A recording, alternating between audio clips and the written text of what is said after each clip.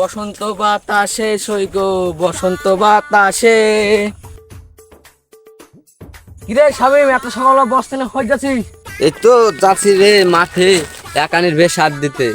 তোর পাশে আমার একানির ভুই, আমার ভুইয়ের একানি গুলো দেখেছিস কত জোর। আসলে সব আমার নিজের পরিশ্রমের ফল, বুঝলি তো। সকালবেলায় যাচ্ছি দুটি গভীরে সার নিয়ে ভুয়ে দিতে যাবো, এখন দিব।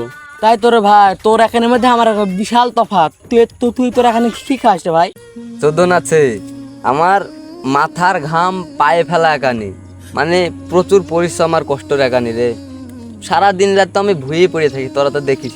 ওটাই আমার এখন সম্বল। থাক, তোর সাথে এখন বক বক করলে হবে না, আমি ভুয়ে যাই। আমার এখন বেলা কাজ আছে।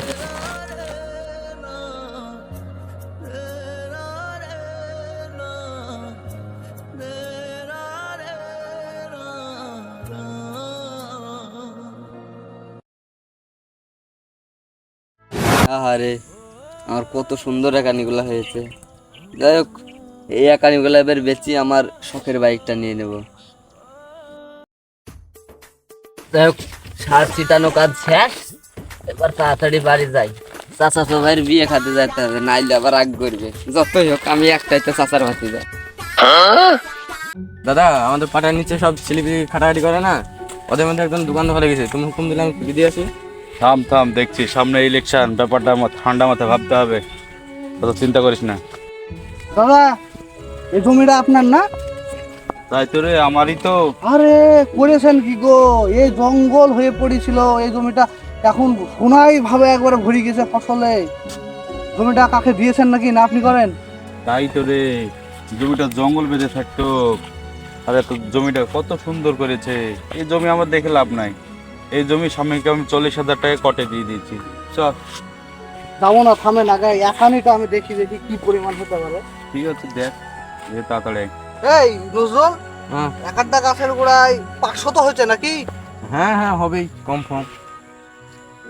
ঠিকই আছে দাদা, যা করে হোক এই জমি দখল লিয়াই লাগবে। এই জমি তো না জানে সোনা, কি ফলিয়েছে ইয়া। তো যাই হোক, আপনি এই জমিটা আমাকে দিয়ে দেন। কি করবো রে, ভোটের সময় এখন ঝামেলা করা যাচ্ছে না। ওকে দিয়ে দিয়েছি কটে 40,000 টাকায়। যাক, এক কাজ করতে পারিস, তুই ওকে 10,000 টাকা লাভ দে, দিয়ে 50,000 টাকা জমিটা নিয়ে নিস ওর কাছ থেকে। ভাই টাকা মাকা ও ছাড়েন তো, আপনি হুকুম দিলে বাইরে আমি সব ঠিক করে ফেলবো। টাকা মাকা কিসের? হ্যাঁ, আর আপনি যেহেতু বলছেন, যেহেতু ঝামেলা টামেলার দরকার নাই, আমি বুঝে নিয়েছি 50,000 টাকা ওকে দিয়ে দিছি। ও কি জমিটা ছেড়বে তো আসলে? আর না হ্যাঁ, হলে হ্যাঁ, আপনি ছেড়বে না হুকুম কেন? দেন, একদম আমি বাইরে ফাট করে দিছি যে জমি দখল নিছি। ছেড়বে ছেড়বে ছেড়বে না কেন? ঠিক আছে, চলেন ওর সাথে কথা বলি।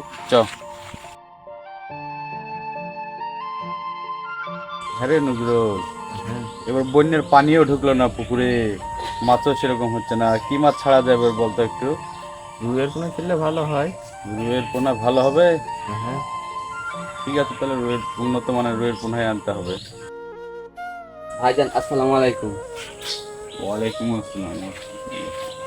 ভাইজান, শুনলাম আপনি নাকি আমাকে যেই আপনার জমিটা দিয়েছেন, যেটা আমি একানি চাষ করছি এখন, সেই জমিটা নাকি আপনি আপনার লোকদেরকে নিতে বলেছেন।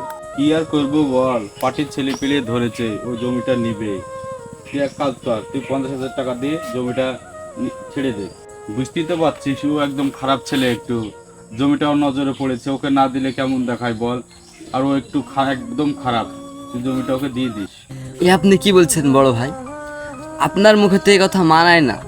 কারণ আপনার সেই জমিটা একদম যাকে বলে বাজে, মানে ক্যাচড়া জঙ্গল, ওই জমিটায় বেঁধেছিল।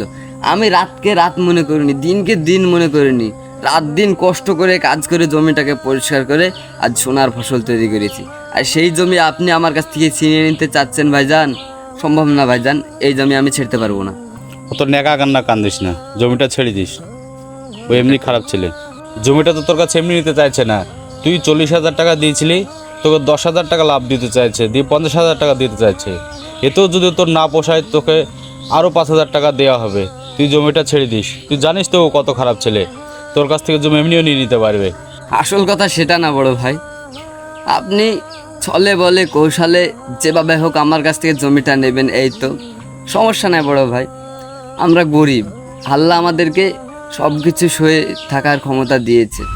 আর তাই আপনার জমিটাতে যেভাবে আমি সোনার ফসল ফলিয়েছিলাম, আল্লাহ আমার মুখের দিক তাকালে ইনশাল্লাহ আরও কত জমি এভাবে ফসল তৈরি করব। কিন্তু বড় ভাই আপনি কাজটা ঠিক করলেন না।